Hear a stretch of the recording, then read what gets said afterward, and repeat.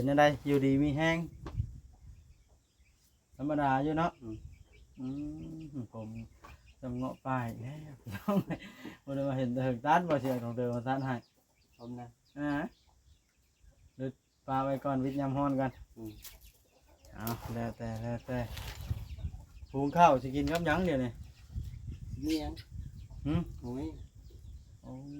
พอเราไม่ได้เตรียมของผักมาวันนี้มาแต่เทื่อบ่เห็นอยู่เฮือนเห็นเนาะเป็นอะไรกูมือนี่นอนเฮือนนอนชานกูมือปะแต่เห็นงานอย่างกูมือนี่เป็นไฟทั้งนั้นอยู่เฮือนแล้วก็หายิงนกยิงหนูกินอยู่ไปผู้เดียวเนาะเป็นไรจะข้าวไอ้น้อยเพิ่นมาชวนไปหาชาวใบอยู่ป่ะชวนอยู่เพิ่นก็ชวนไปเยอะไปอยู่บ่ล่ะชวนนะเมื่อหนามาเนี่ยเราเทอยู่ไปเอาแสดงว่าบ่ได้เห็นชาวใบจะเฮิงแล้วเจ้ากันเนาะ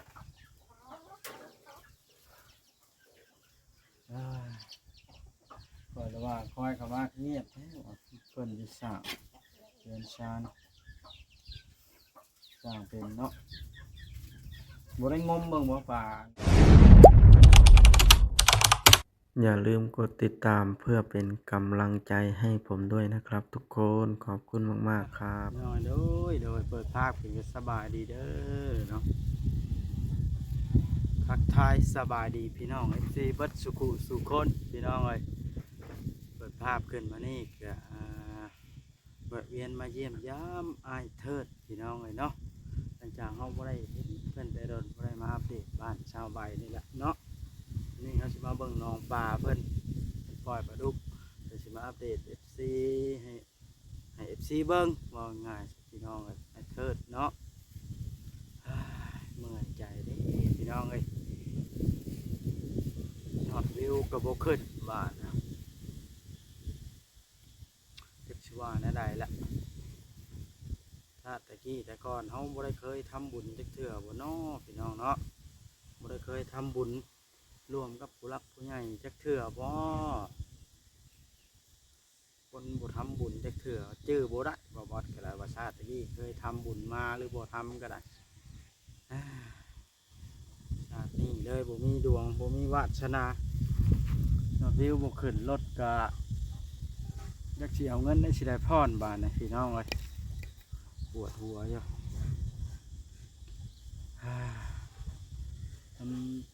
เทวรุษเทวดาเพิ่นเบิ่งเห็นพอดรถน้ำก็ยังดีพี่น้องเอ้ยโอ้ย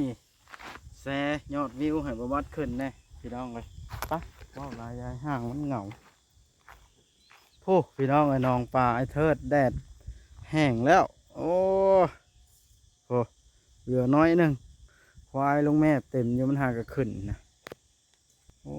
บปลาดุกเพิ่นเอาพี่น้องเลยปะ เข้าไปหาไอ้เทิดกันเลยพี่น้องเลยรถมากะโค้งรถจอดจึ๊กอยู่นี่เลยเปิดคลิปเลยเพราะว่าถามลุงนิดขัวป้าแต๋วว่าไอ้เถิดอยู่เฮือนก็เลยมาเบิ่งอ้าวเพิ่นกำลังดังไพ่เช็ดย่างอันนี้พี่น้องมันนี่ก็บ่ได้ซื้ออย่างมาต้อนมาฝากเพิ่นพอมาแต่ละเทื่อบ่เคยเห็นเพิ่นอยู่เฮือนจ้าเทื่อหั่นนะก็เลยบ่ได้เตรียมมา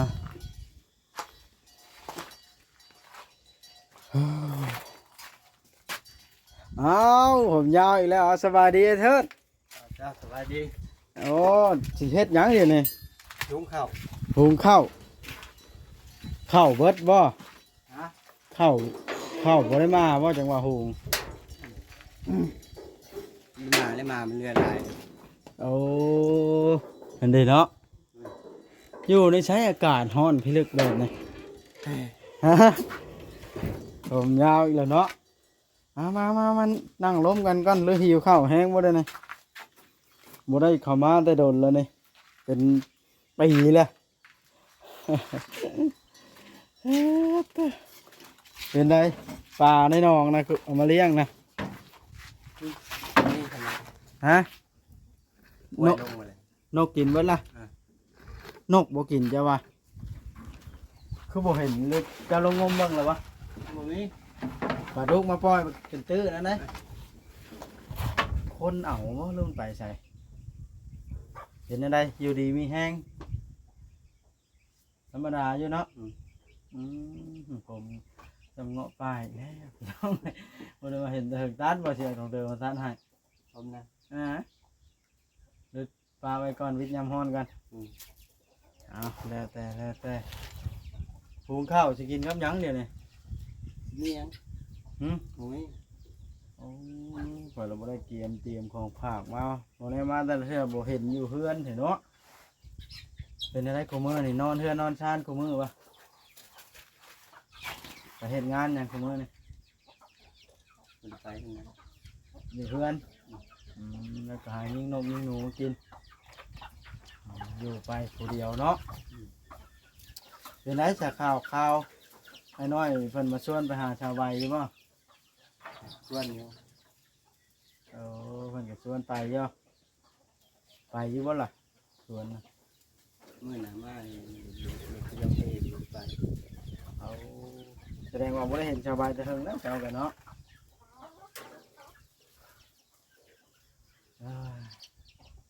บอกเลยว่าคอยเขาว่าเงียบแท้ว่าเพิ่นสิสร้างเรือนชานสร้างเป็นเนาะบ่ได้งมเบิ่งบ่ป่าอันกุ้งกิ้งมีบ่ นี่อยู่ มันหานกมากินเบิดเนาะส่วนมากอันนี้นกแตกเป็นรุ่นไปนกเป็นร้อยในกระถางเจ้าบ่เฮ็ดชมดักนี่ในแคมหนองอ่ะ เจ้า ดูบ่มักปานใดบ่นกเจ้า อืม จำสิยิงนะฮะตักลายพี่น้องน้ำในก็ใช้สะดวกอ๋อจ้าคือเก้ายำแรงทำใดก็ได้มุกทั่วเจ้าฮดตอนนั้นเป็นได เว้นเท่านั้น บ่ได้เรื่องครับ มันแรงเพราะเนาะมันสิฮดก็คือเห็นนั่นแหละ ไก่ ไก่หลายไก่เจ้าหลายให้นั่นไก่ก็ดีร้อย ใครจะมาย่างใบมันเหลี่ยมเลย ไก่บ่กินหรืองัว ไก่ เอาแล้วเอ้าตันไว้เฮ็ดหยังเนี่ย สิก็เฮ็ดตังมันบ่เป็น เฮ็ดตังเอายางหยังมาเฮ็ดตัง ต่างหาก เจ้าขั่วอะไรลางอันนั้นนะ มันบ่เป็นนั่นน่ะมันย่างแข็งใส่มันแข็ง ขั่วใช่ขี้ย่างแล้วมันก็เป็นละ ย่างแข็ง เนี่ย แข็งมันแห้งมันเอามาใส่กันแข็งคือเก่า ใช่บ่พอมันบุกอันนั้นได้เอาใช่ได้เจ้าไก่เจ้าบ่เห็นแล้วบ่ไก่ตัวน่ะเสียเลยล่ะมันไม่ค่อยอยู่นะมื้อเนาะ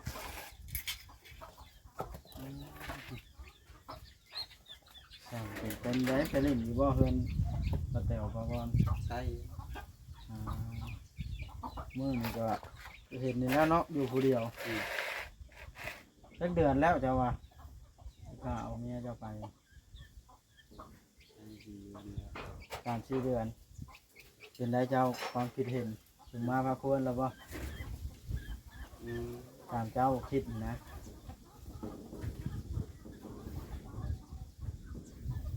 เว้าได้ในความคิดเห็นก้อยอันนี้ก็จะพาวดราม่ากันเด้อพี่น้องเว้าได้เลยออกมาให้ทันเฮ็ดนาปีนี้เนาะสำหรับข้อยคิดหาเฮ็ดนาน้ำผูน้ำคนพอได้ข้าวไว้กินไปสองผัวเมียเนาะหรือว่า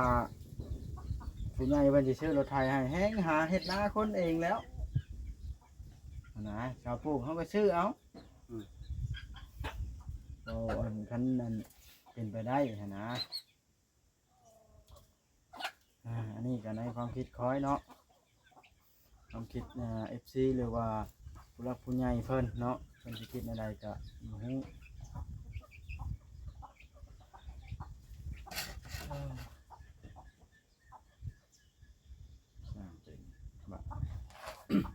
กินข้าวกับหยังไอ้เธอแต่ละมื้อ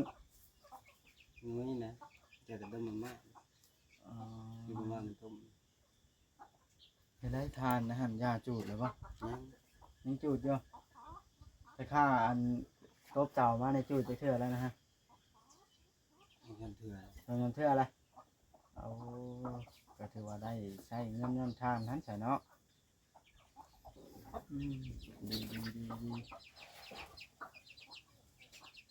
โอ้เดินเจ้ายามมันฝนตกมันจึงเป็นปลูกมะเขือเนาะปลูกเป็นแถวยาวๆทำเป็นทิศท้ายอย่างปลูกเป็นเจ็ดนะมันมีหัวแบบนี้ไก่มันบกินมะเขือหรือบัวเหลือวะ ย่างแบะ เดี๋ยวเขาลืมอัดหัววะแม่ลืมคาเซ็ต เดียวเท่านั้น แล้วพี่น้องไอ้มานี่ก็มาเยี่ยมไอ้เชิดปลาที่ปล่อยไว้กะนกกินเบิดมันน้ำแห้งเนาะนกเจ้านกอันย่างพี่น้องเลยไปเอาข้าวใส่หม้ออย่ามัน บ่เห็นปลาดุกไป ปลาดุกนะมันอยู่ในมันนั่นแล้วเราลงงมเบิ่งหมดตึ้งเบิ่งหมด ตึกงมบ่เห็นมันตึก ใส่หม้ออีกแป้งแค่คือปล่อยเป็นตื้อน้ำก็คือไม่ได้ไหลไปเลยครับปล่อยเลย มันหมุนต้มบ่เอา อ้าวม่นก็เพราะสิเห็นนะกูว่าปลาดุกปล่อยเป็นพันตัวละเนาะ เวลาเนาะ เป็นนกแล้วมาหมดกินมันบัวใหญ่มันยังน้อยเนาะปล่อยปลาบ้านนี้ต้องปล่อยเดือนนั้น6 เดือน 7พี่เนาะมันจังสิบ่แห้งน้ำสาน้ำแห้งมันพันใหญ่หมดแล้วบ้าอันนี้มาปล่อยน้ำใกล้สิแห้งแล้วมาปล่อยมันพอดีสิเรียบร้อยเติม พอดีใหญ่สันปลาดุกหน้าเนี่ย เห็นอยู่บ่ใหญ่ทำปกติมันนี่นะบ่ยังบ่หลายเนาะแม่นคนมาอันตึกเอาบ่ไอ้เถิดเวลาจะบ่อยู่ อัน มันจังเบิดข้าวปลานะติดข้าวควันกุ้มๆนี่พี่น้อง บ่ได้ค่อยอันอยู่กินเนาะ มาหนึ่งแล้วมันลายตึกเขาเย็น เห็นไหมเธอบ่ได้ไปหาจันมาขายวะเห็นเขาขายอยู่ตามทางจักรจันทร์ มือทางติด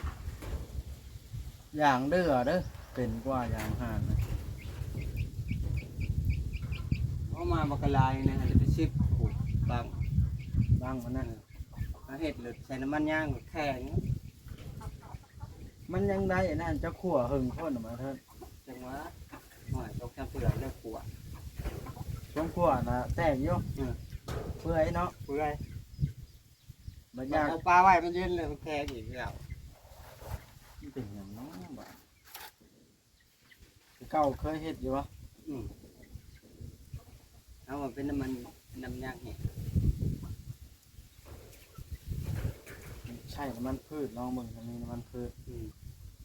เพราะว่าเขาเคยเฮ็ดตะกี้เขาใช้น้ำมันพืช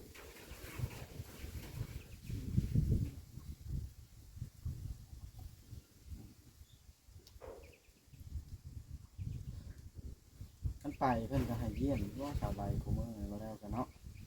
เยี่ยม มันไปเพิ่นต้องให้เยี่ยมเนาะแต่บ่ไผจะไปส่งข้าวส่งน้ำกูมื้อนี้บ่มีแล้วเนาะเป็นตายได้อะไรพี่น้อยมันบ่เป็นหยังดอกเจ้าหน้าที่เพิ่นก็ให้กินตามมันนั้นแหล้วเนาะแต่ว่าก็ของที่เฮาอยากให้กินก็บ่ได้กินแล้ว ก็กายไปกายมาดูอยู่แต่บ่ได้แวะเขาเยี่ยมบ่มีแน่ต้อนนะเพราะว่าอันท่านเจ้าไปนั้นจังว่าแนั่นนึงอีก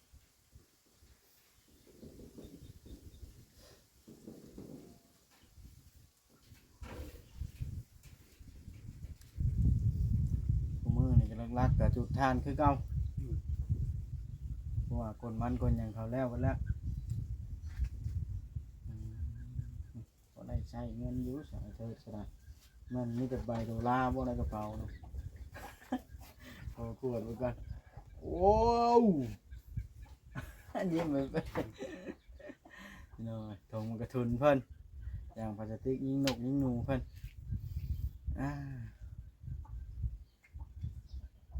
พอลูกแพทย์ก็บ่ได้มาจะหึงแล้วเนาะบ่ได้เห็นพอลูกแพทย์จะหึงบ่เจ้า แล้วพ่อมนยาวมื้อนั้น เด็กพร้อมคอยมื้อได้น่ะตอนไหน มื้ออยู่พุ ตอนอยู่เตาถ่านพ่ออยู่ติดชานเดือนแล้วนะมา 2 เดือนแล้วกันแต่พุ่นนะโคตรเรือฮ้อนไอ้เธอเลยมาใส่ย่างแห้งเลยนี่แท้ฮ้อนว่า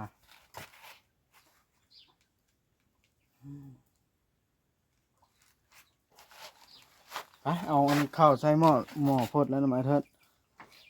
เลยย่างเนาะ นั่นแหละ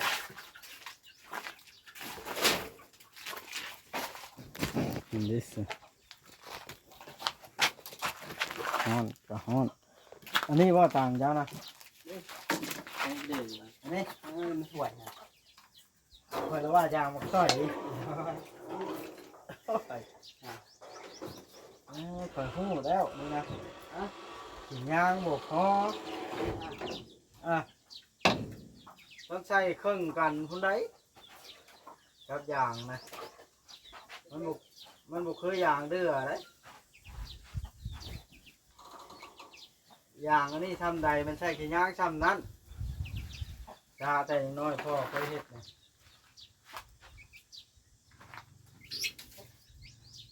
ได้เจ้าเอาขี้ด้วงนี่บ่ได้ใช่นะ ใช่ นี่นะ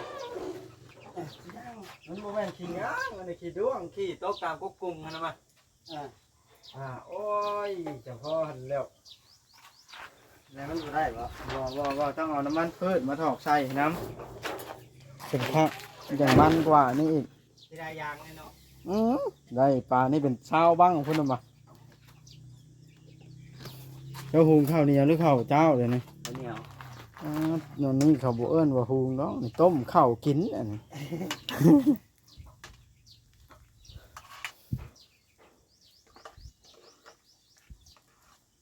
คันหนึ่งเอามันก็ละนั่นเนาะ งั้นบุทันกินเนาะยากล่ะจังเฮ็ดเบิ่งก่อยเบิ่งกัน น้าไว้มันก็เป็นเย็นนะ มื้อนั้นจักน่ะเจ้าเอามาตัดได้ใส่ก่อนไอ้เถิดจักกันน่ะเจ้านี่ล่ะ เรือตัดแล้ว นี่ล่ะพี่น้องไอ้เถิดเราเก็บเครื่องของเราได้ดีได้พี่น้องเอ้ยพอ เอาไว้เนี่ย ต่อกันคนอันเจละเท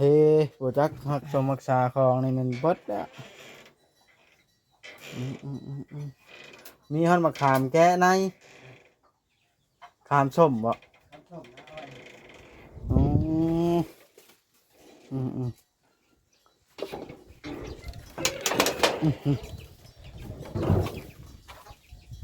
เจ้าให้เดี๋ยว อ้าวปงแล้วบ่เด้อนี่ปงละปงแล้วสิหนึ่งบ่ บ่ หรือมีวิธีอีกทำไว้ประตูเที่ยวไข่เที่ยวอัดเดี๋ยวมันอัดเลยอัตโนมัติ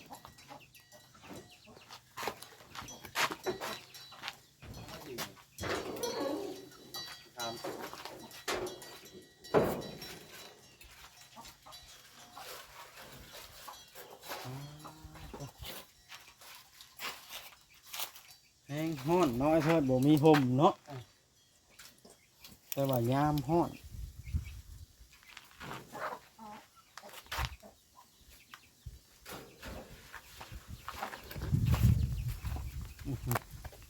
นี่แหละพี่น้องเอ้ยแต่เก่าตอนสบายอยู่นอนอยู่นี้แต่ทำอิฐทำออมาสบายปีนกกอันนี้แหละถ่ายเอฟซีเบิ่งถ่ายเอฟซีติดตามตอนนั้นก็สิได้เห็นพี่น้องเนาะเอาบาทนี่พี่น้องไอคลิปนี้ก็ได้สิได้ขอจบคลิปลงเพียงเท่านี้สักก่อนเด้อพี่น้องมันห้อนหลายสิได้พักผ่อนโทรศัพท์สักก่อนพี่น้องเอ้ยโทรศัพท์ก็ค่อนข้างจะเบิดแบนแล้ววันฉากก่อนฉากอันตายพี่น้องก็สิชุกขึ้นเนี่ยไปท่าไว้หลายคลิปคือเก่าอิหยังนี่น้ำประเทิดสบายให้ดึงค่อยดึงออกล่าเลยเป็นง่ายก็ฮอดไดพี่น้องเลยง่ายก็ฮอดไดอัน สร้างเพิ่นนี้ฮะโอ้โตโอ้โตโอ้โตโอ้พื้นที่ปลูกพักอาตูเวอร์สิคายเราแล้วอยู่ผู้เดียวถือว่าสุดยอดแล้วซ้ำนี่พี่น้องเนาะอืมอื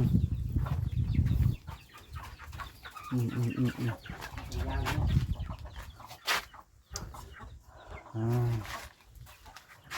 อ่าตัดคลิปกันบาน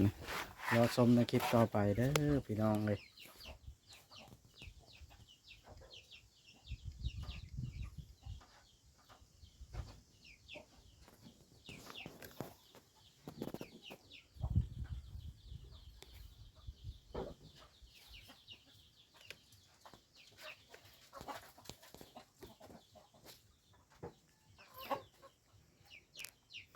ฝากเป็นกำลังใจกดไลค์กดแชร์ให้หน่อยเด้อพี่น้องเด้อ